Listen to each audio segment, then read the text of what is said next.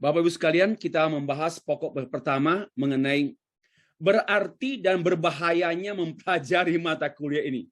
Mata kuliah ini adalah bertajuk pengembangan kepemimpinan Kristen.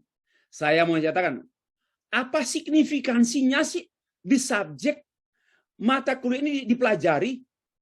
Ada keberartiannya ada. Tapi tidak hanya its significance, but also dia punya bahaya, danger. This subject has a danger. Mata kuliah ini memiliki satu bahaya yang kalau tidak diantisipasi sejak dini, ini bisa menjatuhkan kita yang belajar mata kuliah ini. So that's why saya mengajak kita memberi perhatian pada awal penyajian mata kuliah ini mengenai topik berarti dan berbahayanya mempelajari mata kuliah pengembangan kepemimpinan Kristen pada program sarjana dan pascasarjana STAK Sekolah Tinggi Agama Kristen Lentera Bangsa pada perkuliahan selama 4 hari ke depan ini. Hari ini mulai tanggal 11 sampai pada hari Kamis tanggal 14 Juli 2022. Pertama, mengapa perlu mempelajari mata kuliah pengembangan kepemimpinan Kristen? Berarti juga berkenaan dengan pengembangan pemimpin Kristen. Pengembangan person and personality of a Christian leader. Ya, seorang pemimpin Kristen, apa yang kita perlu kembangkan pada dirinya, pada diri kita. Sekaligus juga memikirkan why, mengapa leadership itu must be developed. Mengapa perlu dikembangkan? Ya, alasannya apa, Pak Stefri? Ya, oke. Alasannya satu, karena ilmu terus berkembang. Maka tidak mungkin tidak mengembangkan ilmu apapun. Ya, semua subjek, semua mata kuliah di dunia university, di dunia pendidikan, sekolah, higher education berbarengan dengan pengembangan semua disiplin ilmu, maka tiap-tiap subjek harus berkembang. Oleh karena itu dosen pun harus berkembang. Jangan menjadi dosen yang kalau ada diktatnya, saya masih ingat dosen saya dulu tuh, diktatnya sama dengan kakak tingkat saya 5 tahun ke belakang dengan tahun kami 5 tahun, diktatnya tidak berbeda, tidak ada penambahan satu kata.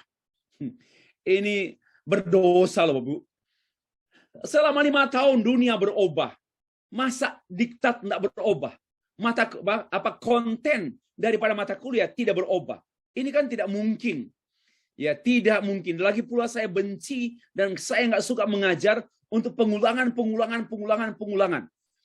Saya akan excited mengajar terus ada pengembangan. So that's why this is the reason why we study this topic of this subject.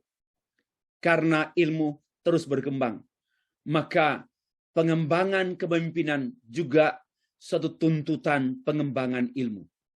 Yang kedua, karena konteks terus dinamis, bergulir, konteks terus pun berubah, ya, konteks sosial, ekonomi, politik, culture, konteks apapun society, konteks apapun gereja, terus dinamis, sangat dinamis, ya, sangat dinamis. Nah, karena itu mestinya menuntut pengembangan leadership, pengembangan pemimpin dan kepemimpinan. Karena coba ya, konteks gereja sangat dinamis. Perubahan-perubahan yang ada dalam gereja kita. Jikalau Bapak Ibu sebagai gembala sidang atau pastor atau sebagai local pastor, certain local pastor, lalu Bapak Ibu lihat pengembangan jemaat berubah. Mereka punya pertanyaan-pertanyaan tentang keimanan pun berubah. Lalu juga mereka punya sikap pun berubah. Mereka punya pergumulan pun berubah. Walaupun bentuknya sama, tapi dinamis. Misalnya bergumul dengan penyakit, bergumul dengan ekonomi, bergumul dengan persoalan hubungan antar anggota keluarga, berubah terus. Karena itu, konteksnya berubah, tidak mungkin ada ilmu yang statis. Termasuk mata kuliah leadership. Leadership jangan menjadi statis, must be dynamic. Kenapa? Terus berubah. That's why the second reason I'm telling you, ya, mengapa kita mempelajari mata kuliah ini. Yang kedua, yang ketiga,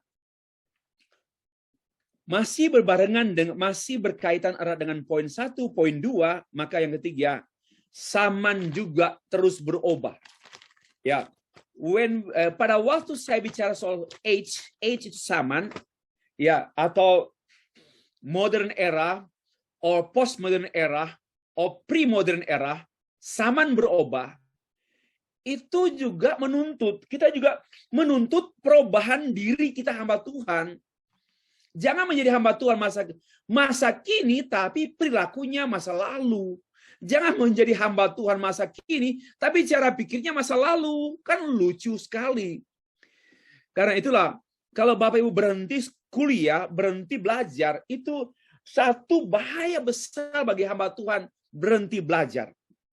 Saya punya satu filosofi, filosofi lah, itu teknis saja. If you stop learning, you are planning to stop in ministry. Jika engkau mempunyai rencana untuk berhenti belajar, engkau sedang merencanakan untuk berhenti melayani. Pasti.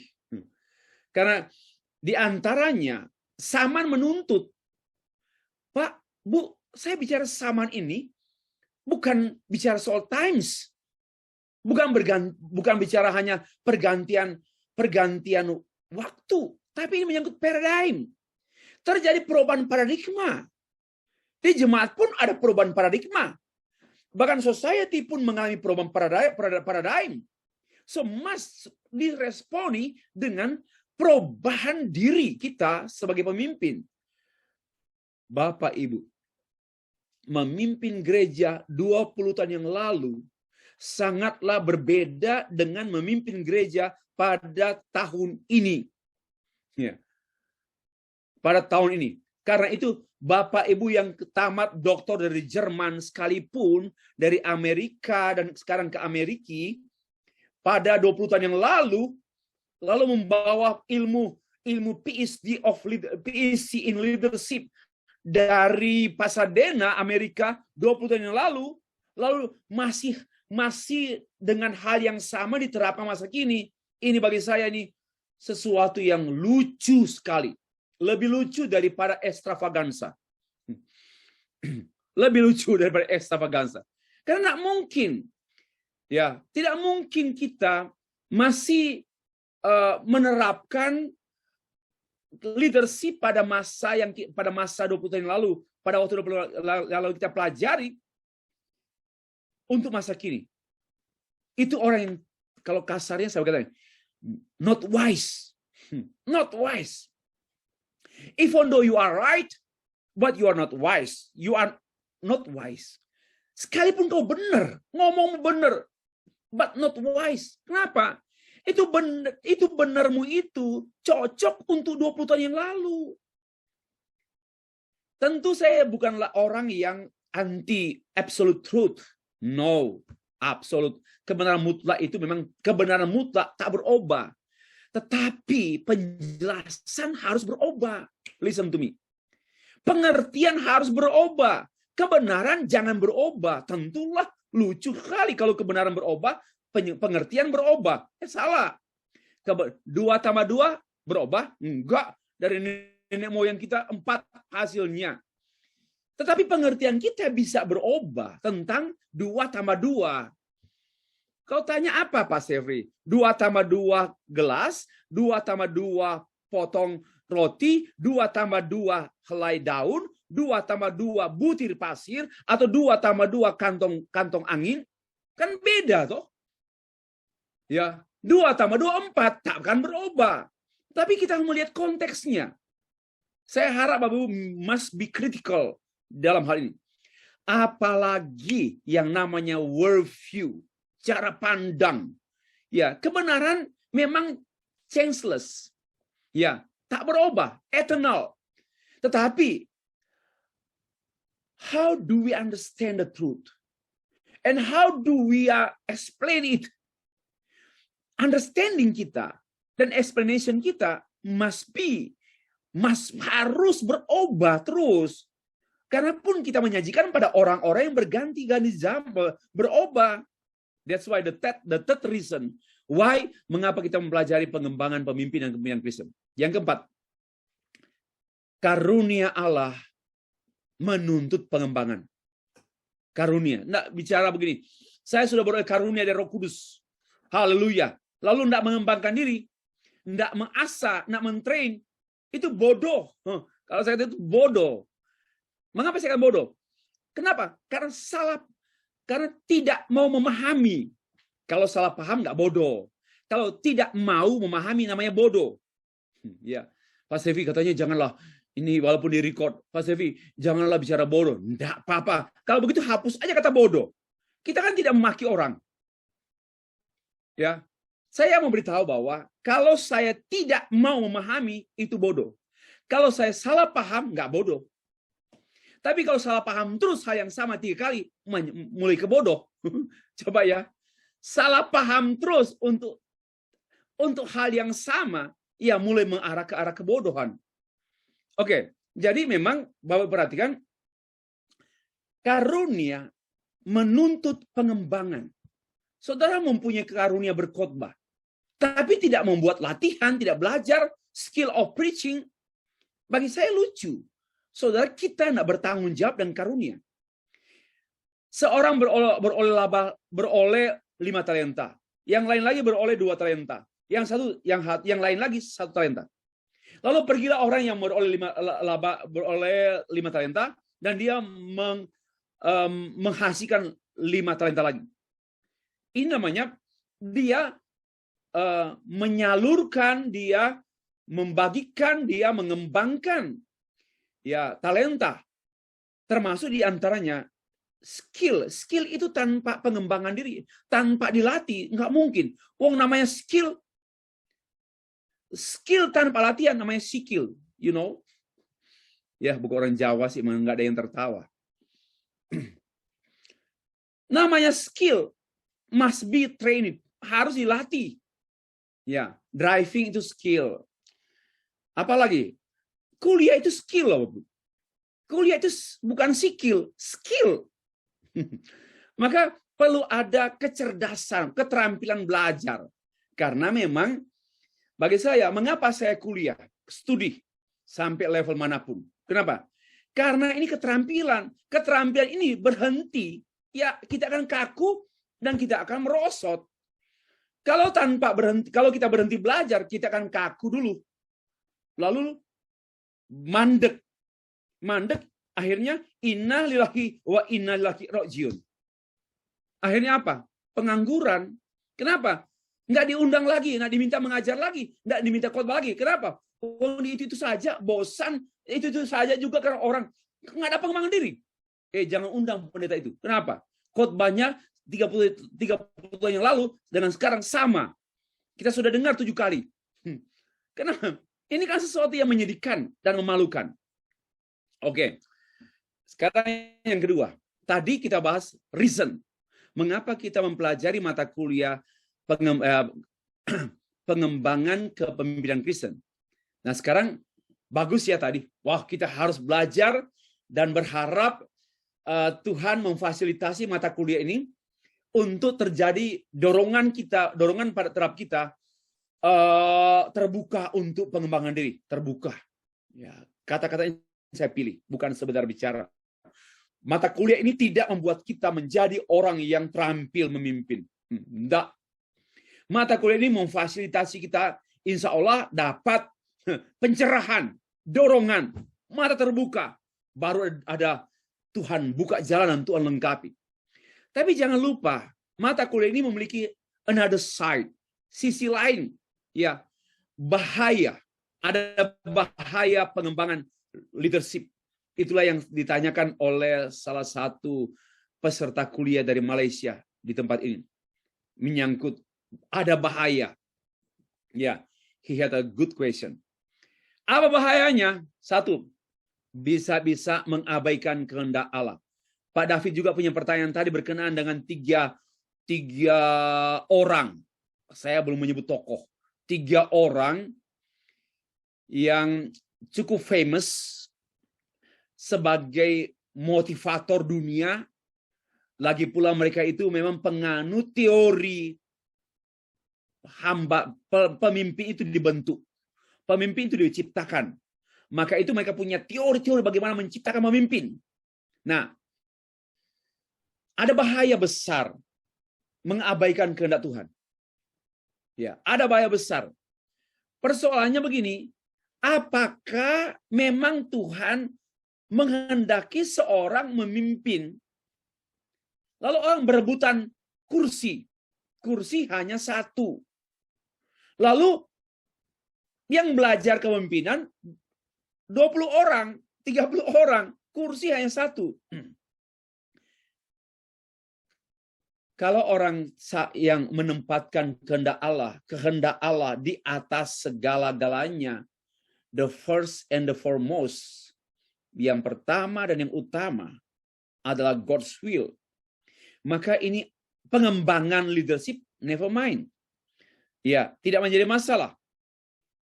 Tidak masalah. Tetapi kalau biasanya orang akan cepat, oke, saya sudah mengembangkan diri sebagai pemimpin. Dan saya punya guru, John Maxwell, sudah menyiapkan saya menjadi pemimpin. Dan I'm ready to be a leader. Amin. Tiba-tiba, dalam hasil pemilihan, suaranya sedikit. Yang lain yang terpilih, kalau demokratis. Apa jadinya? Wah, saya sudah siap loh memimpin. Saya nggak terpilih. Nah, biasanya orang seperti ini akan mengganggu yang terpilih. Ya, tetapi kalau orang betul-betul tunduk pada kehendak Allah, maka pengembangan dirinya akan membatasi, kehendak Allah akan membatasi ambisinya, supaya tidak menghabisi dia, tidak menghabisinya. Ambisi bisa menghabisi, ambisi and habisi. Yang kedua, ada bahaya pengembangan diri, pengembangan kepemimpinan, yaitu bahaya menolak karunia Roh Kudus. Oh, Pak Stefis salah. Saya belajar leadership style, Pak. Harus begini, dan begitu. Orang seperti ini terlalu kaku dan terlalu tertuju pada tahapan-tahapan pengembangan diri sampai lupa ada sesuatu yang menjadi landasan, menjadi pilar seseorang bisa berkarya lebih lagi, yaitu the Holy Spirit gift. Ini bahaya kalau orang terlalu tertuju pada pengembangan diri. Akhirnya tidak lagi membuka ruang, memberi diri untuk Tuhan penuhi dengan karunia-karunia. Kenapa? Kita ini memimpin gereja, bukan memimpin partai politik. Memimpin gereja itu berbeda. Kemarin hari saya di Balikpapan, saya khotbah. Memimpin gereja itu tidak sama dengan memimpin partai apapun. Ya, partai apapun sangat menekankan power. Saya ini ketua umum partai B, C, D. Dan dia powerful karena juga ada konstitusi, ada peraturan, ada anggaran dasar, dan dia peranannya itu depend on the constitution. Kita nggak bisa begitu. Memimpin gereja ini mengandalkan kehendak Allah dan Roh Allah, tidak mengabaikan ilmu, tidak mengabaikan. Nah, jadi berbeda sekali, sangat berbeda. Karena itu kemarin saya sampaikan, Bapak Ibu yang dulu mantan ya, pernah menjadi direktur manajer di salah satu bagian Pertamina. Lalu jangan sombong-sombong menjadi orang bos di gereja, lalu berbicara bahwa saya memimpin perusahaan 3.000 orang. Ini kan gerejanya 200-300 orang. Terlalu mudah kupimpin lah. Ini pikiran setan dan bodoh. Kenapa? Gereja berbeda dengan perusahaan. mengenangani karyawan itu, mereka kan workers dan dibayar. Ya, dibayar dan ada aturan, bisa dipecat. Mana di gereja ada pemecatan? Ya, tidak ada pemecatan di gereja. Yang kita pecat harus setan. Ya. Maka kita tidak bisa memutlakkan. Nah, mari perhatikan pengembangan leadership itu jangan sampai kita tertutup pada the first and the foremost thing, yaitu God's will. God's will and its will be done. Dan juga mengenai karunia Roh Kudus. Enggak bertentangan. Saya belajar terus tapi terbuka dengan karunia Roh Kudus. Memang Roh Kudus juga akan menolong kita untuk belajar. Roh Kudus tidak pernah membuat orang Kristen menjadi malas belajar. Itu roh kuda atau roh anjing. Roh Kudus pasti memimpin orang menjadi giat, dinamis belajar. Itu Roh Kudus. Maka kalau ada orang Kristen yang mengatakan bahwa saya sudah terima Roh Kudus dan saya punya karunia Roh Kudus, saya tidak perlu belajar, itu roh setan. Pasti roh setan. Roh setan dari Gunung Kidul lagi. Yang ketiga, bahaya yang ketiga mempelajari mata kuliah ini, yaitu ambisi daging. Ambisi daging. Seperti tadi saya sempat kemukakan bahwa ada orang-orang mengklaim, ya khususnya banyak kaum muda, gereja-gereja pada masa kini, tidak hanya sejauh yang saya tahu di mana saja, ya sampai di Afrika pun, saya di sana melihat ada anak muda yang terlalu pede, percaya diri. Saya disiapkan untuk menjadi pemimpin gereja, dan saya akan menjadi pemimpin gereja yang mempengaruhi. Bah, itu sudah angku. Gak bisa. Pemimpin gereja itu yang paling utama itu dipilih Tuhan melalui jemaat. Bukan memilih diri sendiri, kecuali dia merintis sendiri satu pelayanan.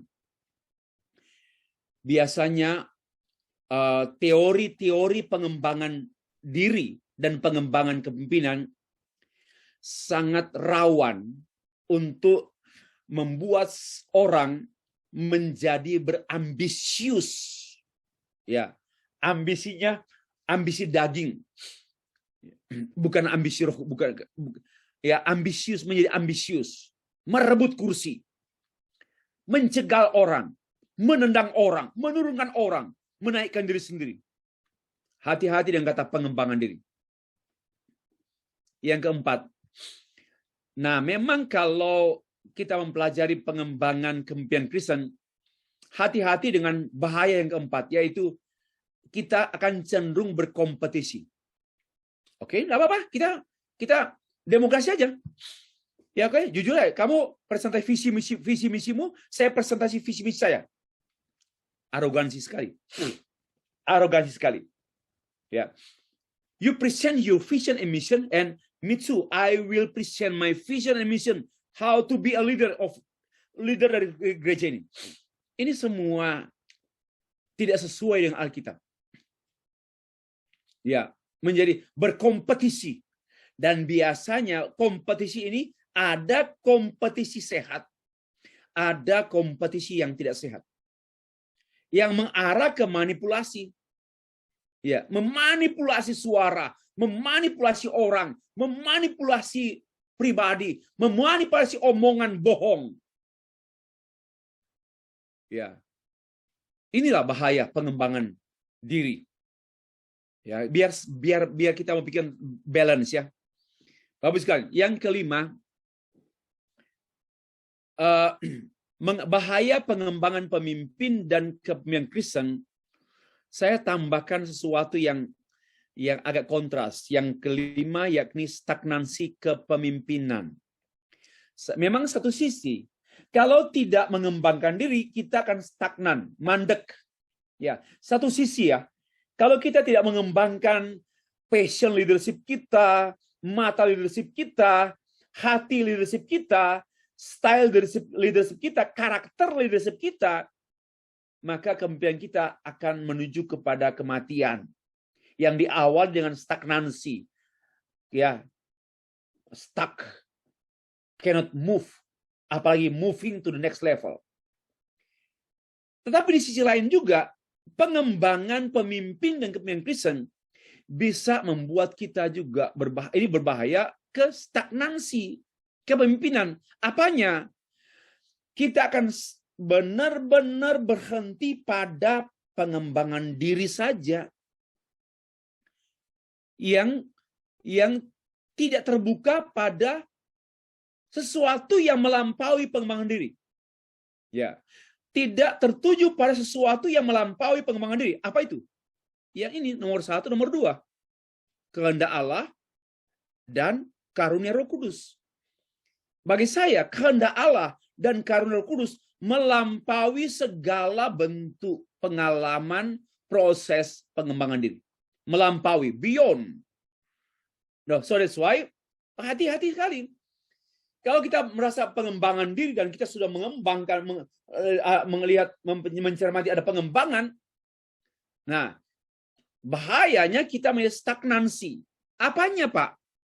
Kan namanya mengembang, masa Bapak bilang stagnansi? Iya, hanya stuck pada keterampilan, kemampuan, kapabilitas diri, leadership, sesuai pengembangan. Nah, sejauh pengembangan.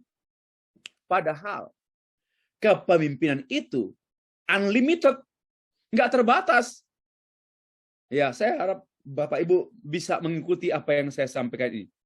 Oke, kita sudah membahas mengenai apa saja alasan yang penting untuk kita pelajari, yang menyebabkan kita mempelajari, apa saja alasan kita mempelajari, baik mempelajari mata kuliah pengembangan kepemimpinan Kristen, tapi juga ada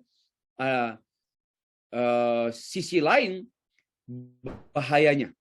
Ya, sangat bagi saya bahaya. Khususnya bahaya ini sudah terjadi Bapak Ibu di kalangan anak muda Kristen, anak muda gereja yang nggak suka baca Alkitab, ya nggak suka baca Alkitab secara teratur lagi, tapi aktif di gereja, aktivis gereja, mengatur sound system, mengatur teman-teman kaum muda, mengatur komputer, mengatur musik. Apaan itu? Itu nggak sangat penting. Ya, itu penting tapi nggak sangat penting. Yang sangat penting dia bolong. Yang sangat penting dia nggak ada. Yaitu apa? Yaitu memahami Alkitab firman Allah secara teratur dan kontinu. They don't have.